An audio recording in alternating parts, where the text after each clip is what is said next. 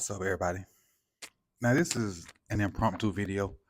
I don't even know if I'm gonna put it out or not yet, but I just felt like I wanted to speak on it to kind of get it, off my chest. And I may hit send, I may not. Probably will though. Well, we all know with the ongoing Lamar Jackson stuff, there's reports that he initially wanted guaranteed money. There's reports that he demanded that the Ravens pick up certain receivers. There's a bunch of things out there that he's supposedly done.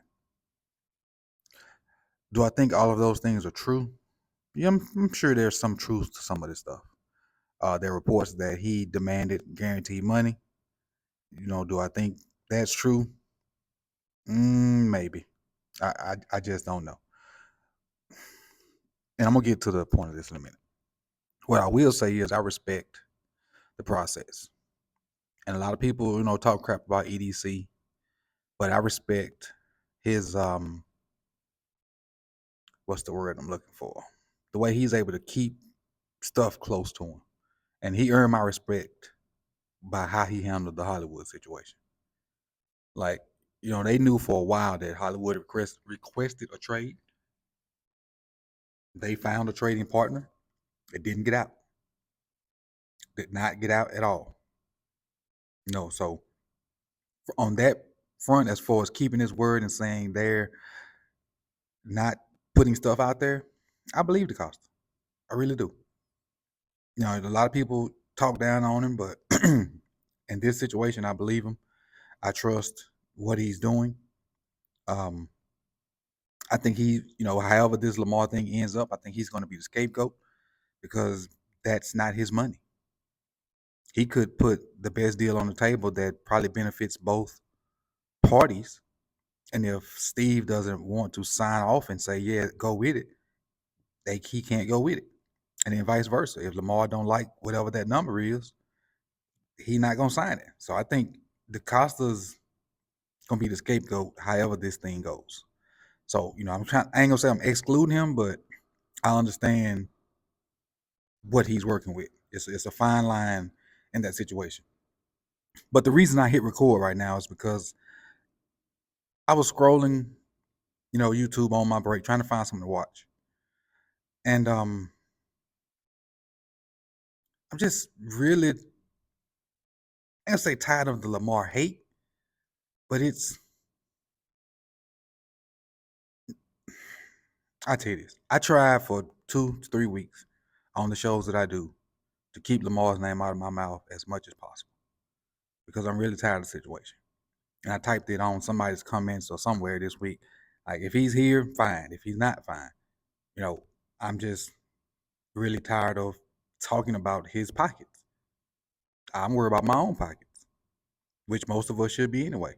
And there are 52, if not more, other people on the team that are, planning to play and try to win the Super Bowl. Let's put some light on them people. Let's shine some light on Linderbaum. Let's shine some light on Roquan. Let's talk about PQ's situation. What we gonna do with the cornerback situation? What we doing with Juice Man? Look how Marlon had a bounce back year. And I know I'm probably giving people content ideas, but still, I'm just tired of the Lamar talk. And I know some people, this is a business for a lot of folks.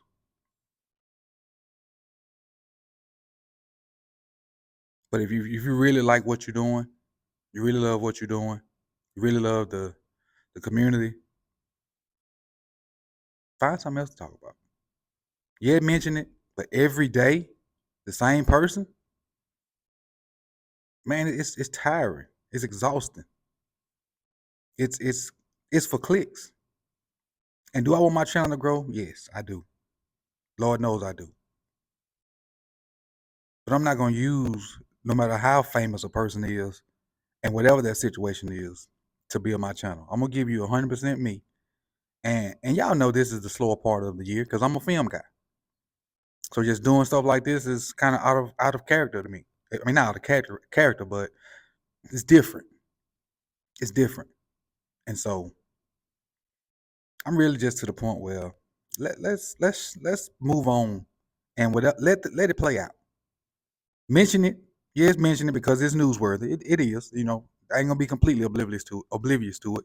It's newsworthy. Mention it and move on. Let's find other storylines. What we're gonna do at left guard?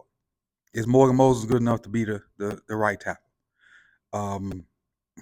Snoop's supposed to be, signing his tender Monday. Let's talk about Snoop a little bit and the opportunity he was granted with Lamar's injuries. Let's talk about the improvement of Kyle Hamilton. Let's talk about Jalen Norman Davis and Pepe. Can they show up? Can they be we like our guys of this year? What's going on in Pro Shay? D Hop. They maybe looking at D Hop. You got a boatload of receivers in the draft. We talked about draft content on my channel last night, even though it was a deep cover podcast episode, but we broadcasted on my channel. Let's talk about some of those guys, where they fit, how they fit.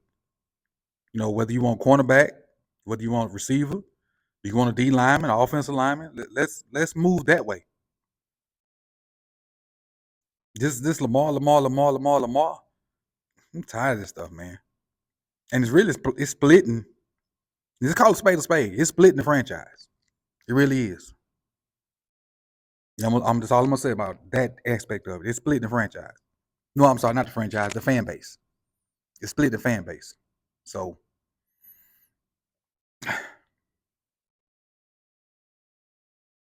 nobody in particular.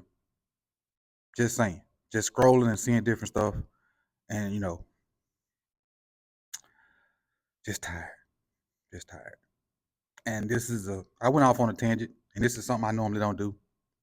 But I felt like it needed to be said. And I think that's about all I got for y'all. I think that's about all I got. I'll end this, I'll end this by tell you what I got coming up next week. So if you don't know, I got the 4:30 show, the call-in show Monday, Tuesday, and Wednesday at 4:30. You can call in, whatever the topic is, spit your facts or ask questions about the topic, or I'll reply to you. We recently had our first guest. We had Hendo from the Rogue Podcast on there as our first guest, but the phone lines are open and you guys are the guests every day. So I appreciate it. We've made it a month so far on that. I was terrified when I started it, but I'm more comfortable with it now. It's been going good, and I hope it continues to build steam. And I know it will, especially once we get guys on the grass. And so Monday, Tuesday, Wednesday, we have that. Monday night, we have the Ravens Roundup, which is become a staple. We're pushing almost a year for that.